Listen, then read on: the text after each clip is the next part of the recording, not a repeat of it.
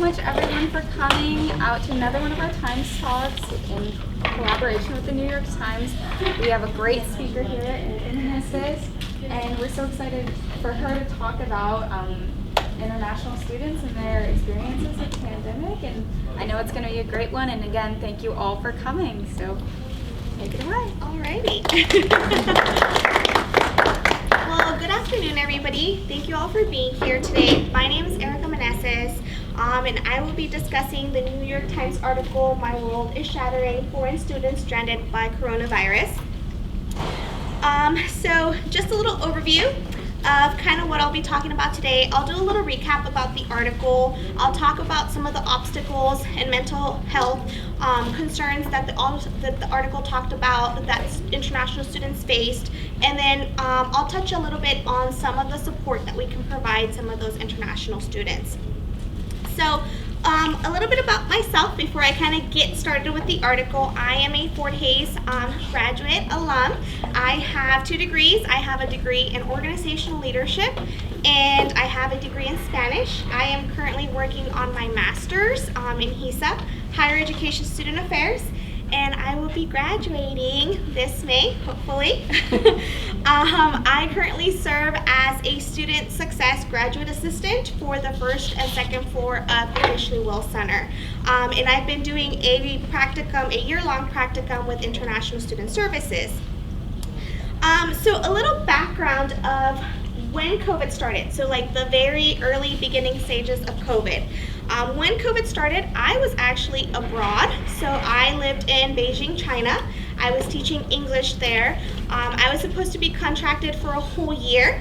So I left in September of 2019, and I was supposed to be there till September of 2020. But due to the pandemic, my time was cut short, and I returned to the U.S. in February of 2020, kind of right before everything went down in the world. And I think that was one of the main reasons I primarily chose this article. During my time in China, I felt like I experienced a lot of the things that many of the international students probably around the world experienced. So one day everything was great, everything was going well, you know, the world was running, people were out and about, and then in a blink of an eye, airports were empty, train stations were empty, streets were empty. China looked like a ghost town. There was just no one out there, and I felt like I didn't really have a lot of guidance from the company that I worked with. Not a lot of information was being released. So there was that fear and anxiety of, do I go back home? Do I stay here? If I stay here, am I gonna be stuck in a country where I'm not gonna be able to go in or out? What do I do? Making sure that I made the right choice for myself. And reading the article, I realized a lot of the students had to make those same exact choices.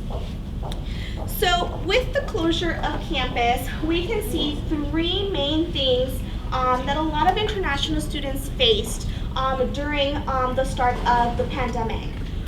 A lot of students went into survival mode. There was a lot of financial distress, and there was health issues.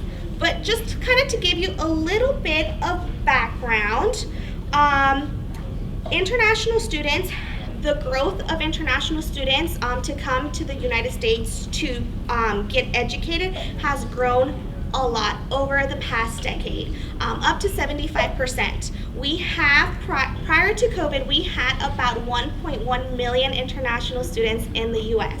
Now that number has decreased significantly since the pandemic, and it's been a little bit harder to get that number up, especially because a lot of the countries still have a lot of barriers and a lot of boundaries when it comes to traveling. Obviously, the US has relaxed a lot on its COVID restrictions, but many countries have not. China, for example, just recently have announced that they have opened up, that they will be opening up their borders after 3 years of the country being completely on lockdown. So it's changes like that we see, but primarily during the campus closure, international students went into survival mode. That's not to say that some of these things domestic students did not experience. I feel like we all in some way experienced obviously some of these hardships, but I think the support that institutions were able to provide, and institutions were able to do whatever they could. Obviously, some have a lot more limited resources, but there was still so much more that I think could have been done or needed to be done, and we just were not able to provide some of those services. So while a lot of our domestic students were able to, pack up and go back home to mom and dad or to their guardians, international students had that uncertainty. As dorms were closing, they did not know where to go. They didn't know if this thing was going to last a week, if it was going to last 2 weeks, if it was going to last a month. And to make the choice of, do I go back to my home country? And then if I do go back to my home country, will I be able to come back? So that uncertainty definitely did not help our international students. The article talked about couch surfing. A lot of students relied on their friends to provide shelter for them. But many of them felt unease, and they felt that they might stay there welcome. And once they did, what would be their next choice? Or what would be their next step? Well, of course, we do have a population of students that were able to afford maybe an apartment or a hotel. Not a lot of students were able to do that. So survival was a very, very primary thing that international students had to do. Financial distress was another big one. A lot of students, international students, saw their accounts dwindling. Many of them still had balances in school from their education. And a lot of them turned to different supports to try to get help. A lot of them went to food pantries and tried to make ends meet on their own. With the shutdown of campuses and with the restriction of international students' visas, a lot of students are not able to work outside and get a job at Walmart or Dillon's just because of those restrictions. And even if they could, or even if they wanted to, the nation was shutting down, so there was no way that they would be able to do that. Many students also were very reluctant to telling their parents the financial distress that they were going through, because their parents were already back home, living with the bare minimum to try to provide those funds and educations for the students, and so they kind of went through this hardship on their own. In the article, it talked about a student going to a food pantry to get stuff for her to eat so that she was able to provide herself.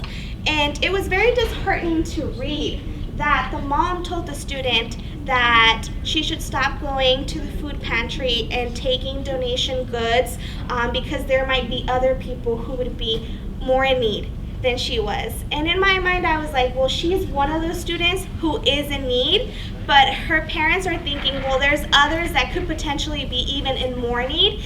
And so just to know that the student stopped going to the food pantry, she pretty much lived off of rice for an extended period of time, was very disheartening, because again, there was those services that they could potentially utilize, but because they thought, okay, I'm not in the worst situation that I could possibly be, I'm not going to accept that. And then health. Health was a big one. Stress obviously built up. I think we all felt stressed from one day to the other, saying, hey, we're shutting down, pack up your things and go home. We don't know when you're coming back. We don't know if you're coming back. So the students felt the exact same way. They did not know what was going on, when they would come back, if they would be able to come back. Anxiety started to build up. Fear of, if I take a flight back to my home country, am I going to be able to come back? Fear of, if I am not able to come back, am I going to graduate? Am I going to be able to pay off the remaining balance of my education to graduate? And like I mentioned, hunger. A lot of students, struggled with that just because, again, the resources were very, very limited. Now, that's not to say, again, that our international students did not, or our domestic students did not experience this, but it definitely hit our international students harder. And a lot of institutions, like I said, did the best that they could. Some of institutions have a lot more resources. One of the institutions, NYU, they have the largest number of international students in the country, and they provided grants specifically for international students to kind of help lessen that burden. But again, not every institution was able to do that. Not every institution was able to provide some help. And while, of course, some friends, some faculty, some staff were willing to lend a hand, it just was not enough. Here are some of the quotes from the article of some of the students. So I picked up a couple of them. One of them said that she felt like she was a parasite in some way. She had to stay with friends and she didn't know how long she could stay there, and just kind of that feeling of not knowing, tomorrow they tell me I have to leave, where am I gonna go?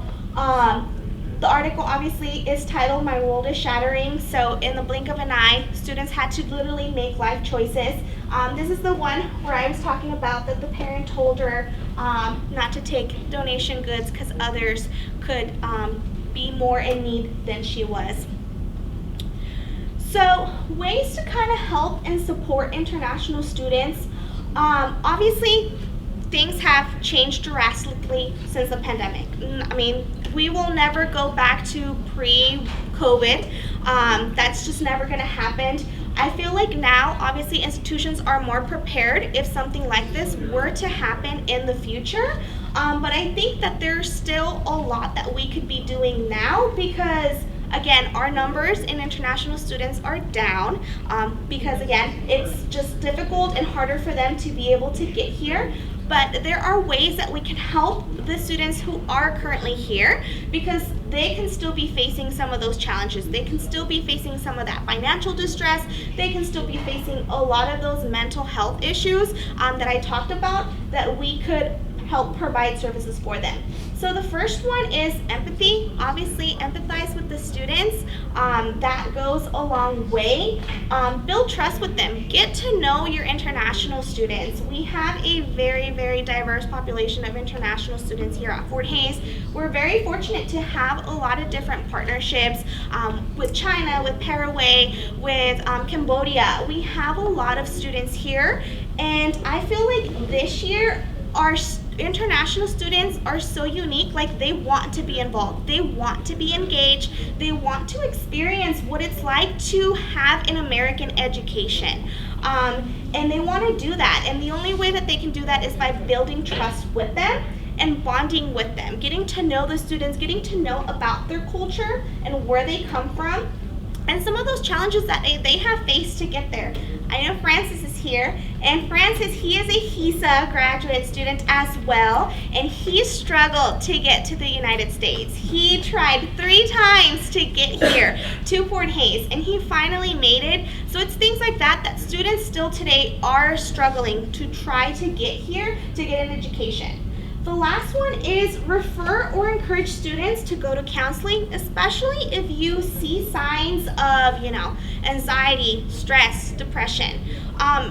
We as an American culture are more open about talking about mental health. It's becoming more of a norm for us. Students are taking steps to getting help, but in other countries, it's still very taboo. There's a stigma between getting help when it comes to counseling, when it comes to going to a counselor and just talking about your feelings. Well, is there something wrong with you? And sometimes because of that stigma, students will not go out to counseling and get the services or the support that they need, which again is disheartening because at Fort Hays here we do provide those services. We offer them for students. They are free for students to utilize. So making sure that we point it in the way that you just need to talk to someone. You need to get to talk to someone to alleviate some of that stress, some of that fear, some of that anxiety that one has built up over the couple of years since the pandemic, but could potentially still be building up with all the stress, new stress added that's going on right now. So those are my resources, but I did want to leave kind of some time for questions. Mainly, I hope you guys read the article, but yeah, does anybody have any questions? Yes. Yes. First, I wanted to say thank you for the wonderful presentation. Thank you. Very informative. So you mentioned some ways of supporting international students. Now during the mid of pandemic, what did the university do to make sure that they are supported? What resources will be offered? I know some universities, including Penn State University, they had a plan in place way before the pandemic, just in case of any disaster or shutdowns, what they're going to do. But as throughout the pandemic, they enhanced that plan, and just based on what's going on. So, what did Fort Hays University do in the middle of the pandemic just to ensure those students are not felt left out and being supported? That is a great question. I personally was not here during the actual shutdown, so I came back. I went back home to Colorado. Colorado is my home. I came back in February, and I know Fort Hays shut down sometime March. And then it was shut down for quite a while. So I'm not sure. Any faculty, staff? Well, You know what type of services they provide? Yeah, the university created a care team that reached out to both domestic and international students, and our office specifically was assigned the international student population because that's what we work with, and the student population in general was kind of, I don't want to say, there were certain groups who reached out to certain students, so to speak, and so we tried to create resources for the students. The residence halls were allowed them to stay. I think the care teams were really put in place for that. We discouraged the students from going home, traveling home, but if their parents made the decision they wanted them to, then we worked with them on what does this look like, do we do continuing education, and continue to follow up and monitor them even past the when we kind of reopened up if the students didn't get back. And we scheduled some Zoom times for them to get together, to meet, so if they weren't just stuck in their rooms, they could, have interactions with us and other students. So, that's what we did for the international students. That's great. Thank you. Visa regulations kind of scaled down a little bit. In order for international students, and the way their visa works, they have to be on campus, full time. And so when some students did decide to go back home, a lot of them went online. So that kind of relaxed a little bit. But then I read another article that talked about, obviously English is a lot of these students' second language. And so just the time difference, but also doing everything online was not easy for them. A lot of our international students prefer that face-to-face because they're able to ask questions, they're able to get clarification, but with the online, they kind of felt isolated. They felt like they had to pretty much learn everything on their own and do everything on their own, and so it was very challenging for these international students who did decide to continue to do classes online to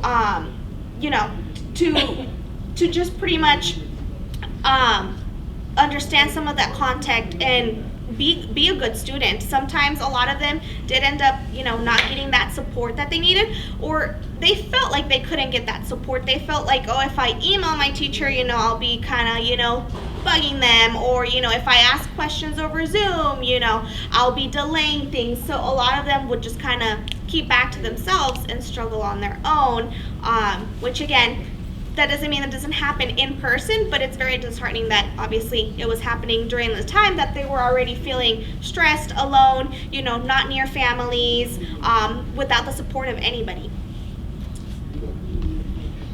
A question I would have is, we've gone through COVID now. What are the plans if it happens again? Has things been formalized? Because it was a mess when that happened.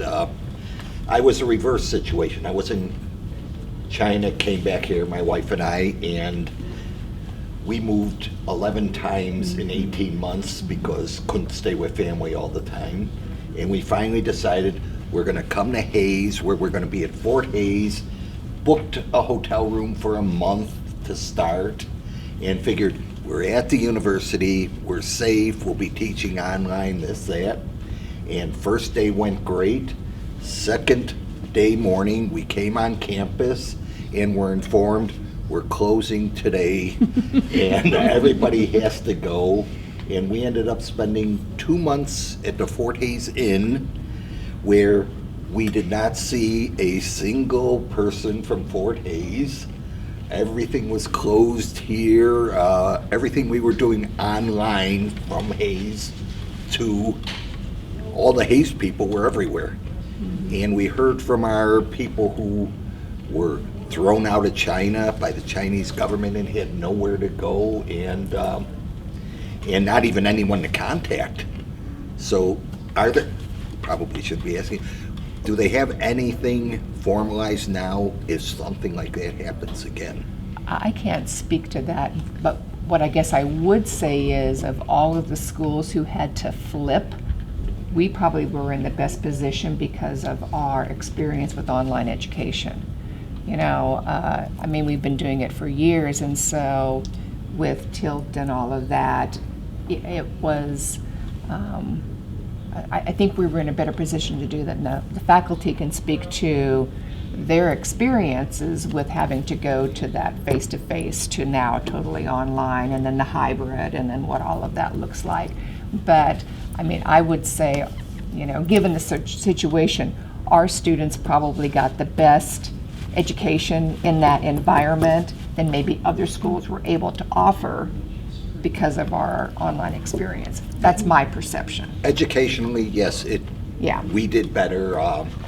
In China, we had cases where after a while the students had to go back to campus, but then they were locked in the dorms. They didn't have classes. They were doing online from their crowded dorm rooms because there they have 6 people or 8 people in a room. So they had it rough like that, and they would have been better off at home, most of them. But again, educationally, I think Fort Hays did a great job with it. The other things I'm questioning, you know, the students who, I believe some of them were allowed to stay in dorms then. It was discouraged, but they were allowed to, and things like that. But, you know, a lot of the logistics, non-educational stuff, I'm wondering what it is, because I know the teachers were very reluctant to go back to China because they felt abandoned when they were there, when they were thrown out, because most of us came back for a 1-month vacation in January 2020, hoping to go back next week or the week after, hoping. And they were suddenly told, you know, get out. We left. We came back for a vacation. Everything we own has been sitting there for 3 years. That's kind of what happened to me when I decided to come back to the States. First, China's air quality is not the greatest, and I was really, really, really bad about wearing a mask. And so when I arrived to China, I developed a cough that kind of progressed over the months. And no matter what I did, what medication I took, my cough just wasn't kind of going away. And Chinese New Year falls in that like middle January, February kind of month, and I went to Thailand to vacation for the new year. And when I left, everything was great. I was like, you know, the world was up and running, and everything in Thailand was great. You know, my parents would call and they'd be like, have you heard about what's going on? I was like, I don't know what's going on, but I'm having a great time. I was like, I mean, everything looks fine here. I was like, I don't know what you're talking about. And then I arrived back to Beijing, and it was literally a ghost town. And I was like, whoa, what is going on? No one was in the streets, airport was empty, train station was empty, subway was empty. I was like, okay, there's something going on, and I need to figure out what's going on. So I thought I would go back to the US. I said, I'll go back for 2 weeks because I still had 2 weeks of vacation. And I was like, I'll go back to the US for 2 weeks. I'll go get my cough taken care of because COVID obviously was targeting the respiratory system. And I was like, I'll go do that. And then I'm going to return back to China. Like, I was like certain that I was going to return back to China.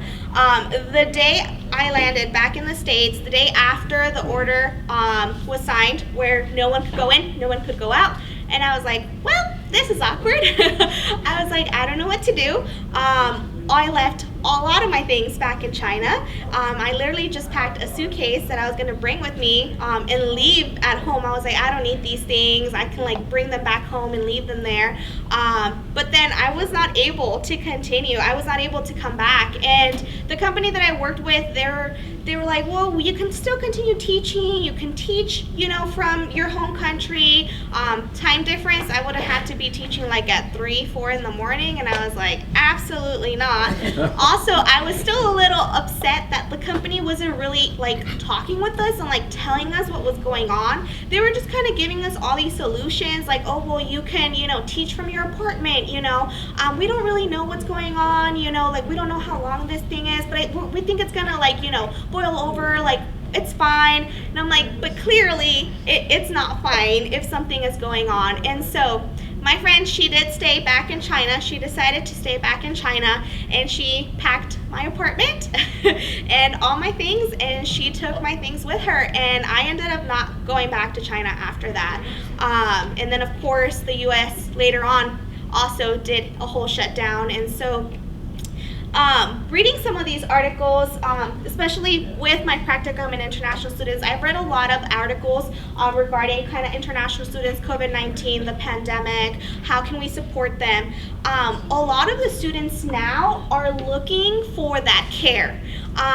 They're looking for that care that the universities will give them because they felt like they didn't get that care in the beginning when COVID happened. And so care has kind of moved up to the top of their list. They don't care if it's a prestigious university. They don't care how much it costs. They want to make sure that they are going to be taken care of if another pandemic happens. And I think that's where us as, student affairs professionals, faculty, staff, we need to come up with ways to show our students that we do care. And if something like this does happen again, we need to be prepared for it. Because yes, Fort Hays was probably in the best shape ever when it came to education. We were able to flip students, put them in online courses. Obviously, we have a big online program.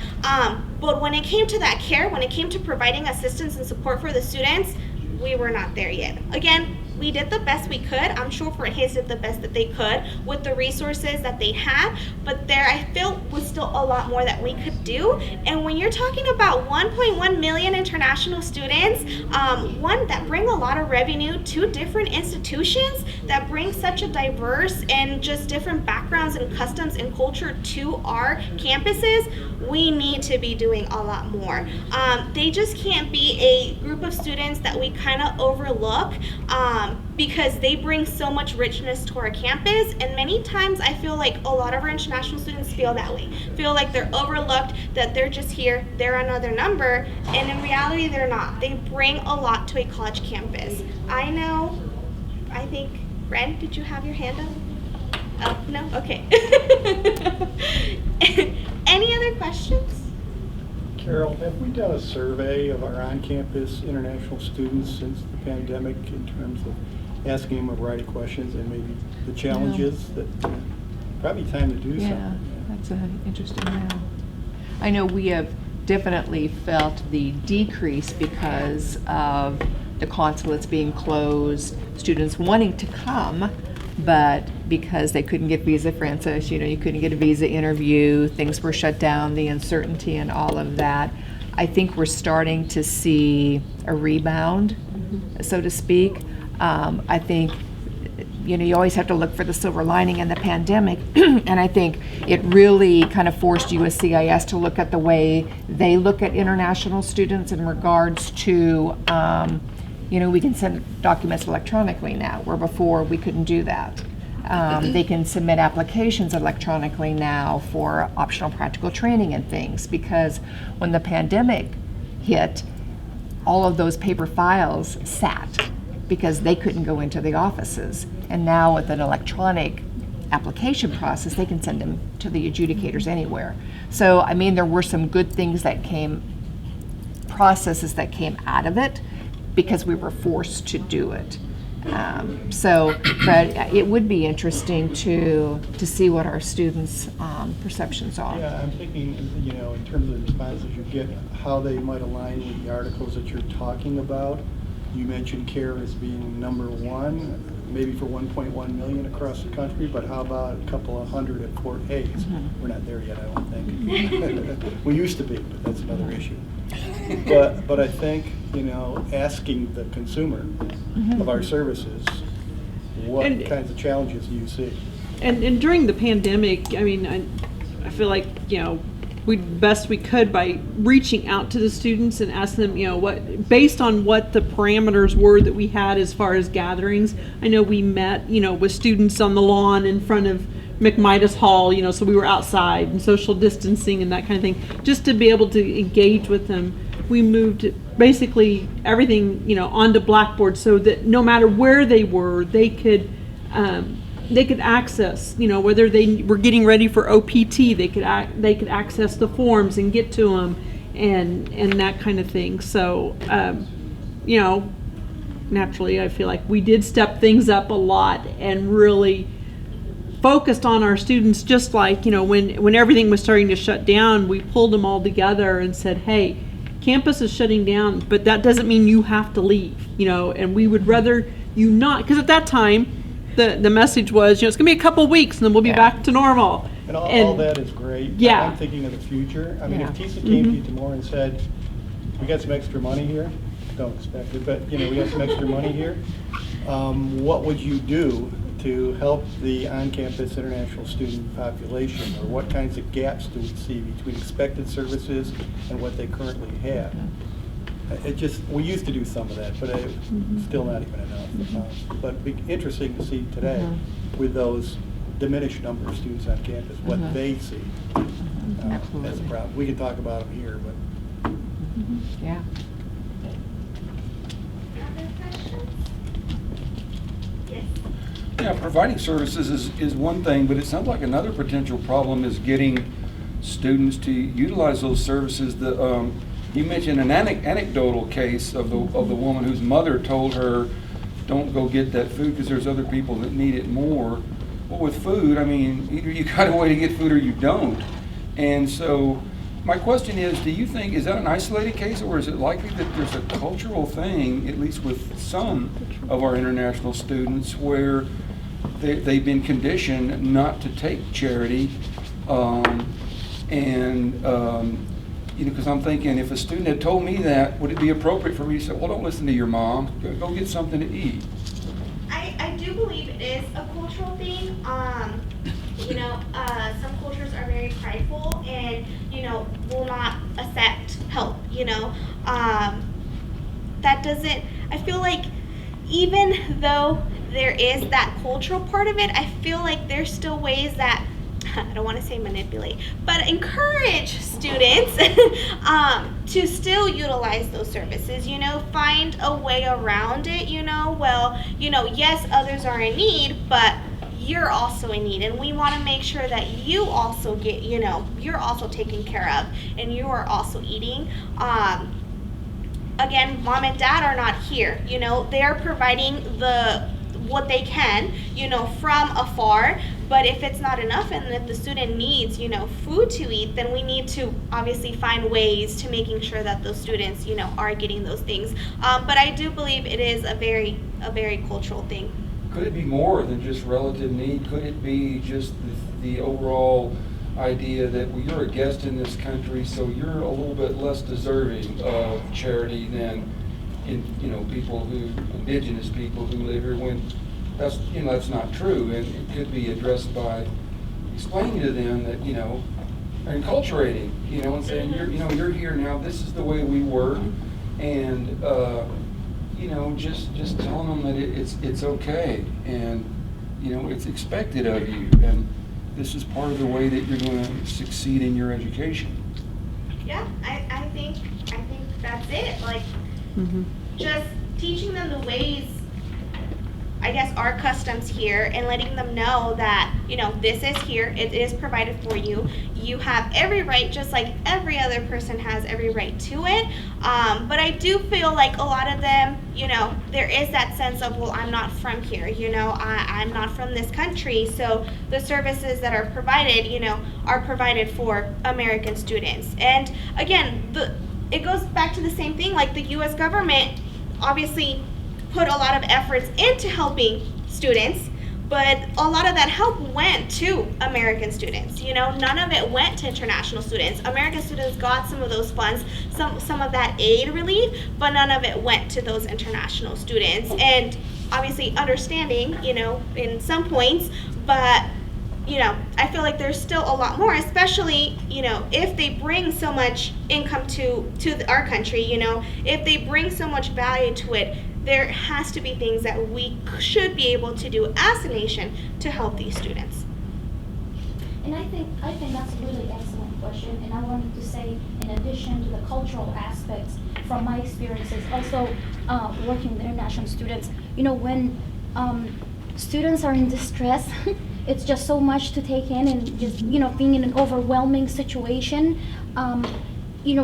Some students felt like they just wanted to be in their own comfort zone and giving time and space to think and process. They're not ready to go out there and say, okay, I need help, I want to do this. They want to take their time to see what's going to work for them. They wanted to connect more with their families abroad to see what suggestions you have for me, what help that. And then when you mentioned about the care team, that's something that also we did in the past, and I think it's just it takes a lot of encouragement, motivation, ways to motivate them and encourage them, but it is kind of tied to the cultural aspect that, okay, I need time to process. I just can't just move forward because there are resources available. So it takes time and effort. So would you say that the students, like, it would be better for us to check in on a semi-regular basis just to see how they're doing, or kind of back off a little bit for them to have that room to process? That's a really good question. So as part of, we also did something like a care team too. When I used to work at Penn State University, and what we did, we took turns. First, we asked for staff volunteers to be part of this care team, and we divided the time frames. So say that every 2 days, someone go and check on them, and sometimes, and we provide them with ways to reach out to us, that they can text, they can call, they can send an email, and then also we also put care baskets for them that they can pick on their own if needed. But then we checked on them, but we didn't constantly pressure them or just say, okay, are you okay? Because they told us, some of them were very open and honest. They said, oh my God, I just need some time to process, and I'm trying to see what I really wanted to do. So we do that, and a lot of them ended up getting the help that they needed, but they need that time and space too, because it's already too much. One, they're in a whole different environment, different culture. Everything is it's just the transition. Everything is different, and it's too much to take in with the pandemic, and they need that time and space. But it's good to check, but it's not like constantly checking. For some students, they needed that space, and we respected that. Okay, we need to understand their culture better, because saying there's food available, they come from a culture where losing face is they were brought up, you present, you do things like that. We are more open to mental health problems, pressure, things like that. And for them, it's an absolute taboo. So for us, these aren't serious problems, you could say. There's food banks available. It's like the mother would rather have her daughter starve than actually take food from that. Maybe because if the neighbors heard, they wouldn't be able to live it down, or things like that. We've got to understand their point of view better and try to figure out how to do it, because it's easy to say, oh, you don't have food? go to the food bank on campus, go to, US won't let anybody starve, but they can't force you to eat. That's the problem. Mental health or pressure, I mean, everybody was under pressure with COVID. And for us, I mean, you could talk to people, you could complain to everybody. In a lot of cultures, you just smile. And keep it all inside, and you won't know what they're going through. You won't understand it. Well, it sounded like she was describing perfectly what we call anatomy in sociology, which is you don't know what the norms are. We do. We know. We've been conditioned to deal with emergencies. Foreign students are conditioned to deal with normal situations, and they're told this is how you survive over there. And as long as things stay normal, they do fine. But then if things change, then they are completely lost. And that's that. I need time to process. They're trying. What is the normative thing for me to do in this situation? Right, absolutely, that's I right. believe that guy had a question. I was going to say, for our international students in particular, but I think for maybe even a broader group than that, maybe we need to change, adapt our norms to the situation. Food banks are great. But I also think we can learn from other models that worked. I was in Virginia at the time. My son was upper grade school. Our school district put lunches on buses and took those buses to us. We didn't have to go to a food bank or to the school, or, I mean, if everybody in the dorm, all the international students who were still here, was having someone visit with a meal, I think they'd be much more likely than if they had to go to a food bank and get it, to accept that. Absolute idea. I would be curious with our Tiger Food Exchange now, how perceptions of that has changed just with the movement of it over to the Memorial Union. I think we're all seeing more students in general utilizing and accessing. So is that helping, or, you know, are there some normalize it, change the perceptions of it and that kind of thing? Back on, you know, we were talking about, you know, the stigma of and the cultural norms and stuff. I just had a conversation with a gentleman about, you know, at the Ramadan event last night, the group of students that were fasting, you know, it was, we made it very clear in the beginning that when they broke fast and it was time to eat, those that had been fasting all day were going to go first. And one individual, he struggled with that greatly because, and I could tell it was not a, you know, that was going against his culture norm to go in front of other people. And I felt like maybe there was a little bit of a dim light went off at the time when I said, this is our culture. It would be disrespectful of us if we went before you. And I said, so this is a time when we've got to shift our culture views. And I said, we want to do this for you. What all you are doing for us in the evening, this is our way to give back to you. And it was like, there was just a little dim light maybe went off, and he was like, okay, you know, and so we were able to move forward. But I was like, but this is our culture, and we're sharing our culture with you and our norms with you. So please allow us to do this for you. And he was like, okay. I don't think he liked that answer, but okay. Your comments raise an important point. I mean, we speak in generalities, international students, and there may be some kind of collective international student culture, but the differentiations in that culture are important to look at and important to understand and important to carry forward in a variety of ways. So I think there's a danger.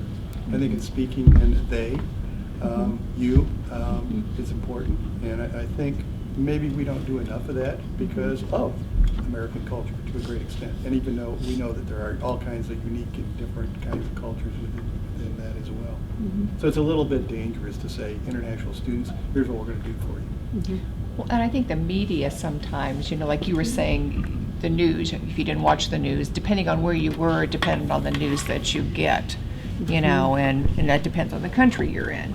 And that's why sometimes when things happen in the U.S., I can remember whatever the shooting was in Heston, you know, they said Kansas, you know, and telling the students, let your parents know you're okay, it's not here, because they hear Kansas, they know their students are in Kansas, they don't think about that's not where they are. And the students were like, oh, why would I want to let my parents know I'm okay? You know, again, it's what we don't know what they hear, and we want them to know that, you know, you're okay, you're, like you said, you're being cared for. So I think some of those gestures as well, they were just like, well, why would we do that? You know, because they hear Kansas and they know you're in Kansas. So. Well, and when we were doing the weekly Zoom meetings through the care teams, you know, we would have just open Zoom times. You know, anybody that wanted to get on. If you didn't want to, that's fine, but we're here, that kind of thing. And, you know, Carol was always very good about asking, what are your parents hearing? You know, what are they saying to you about what they're hearing? And then we would talk that through and, you know, and give them some ways to relay back to the parents more of what was actually happening here and that kind of thing. So hopefully they did.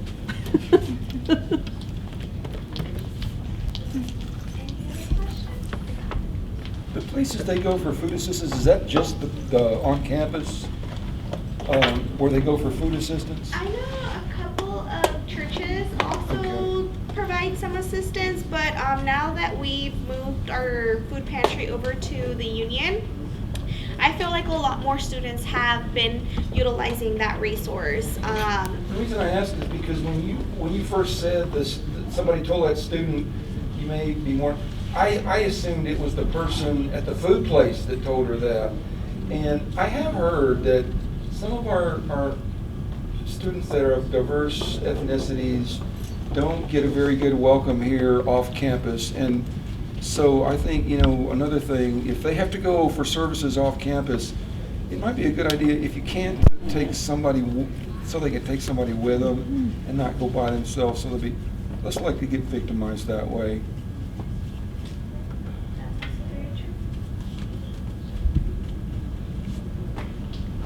Thank you, everybody.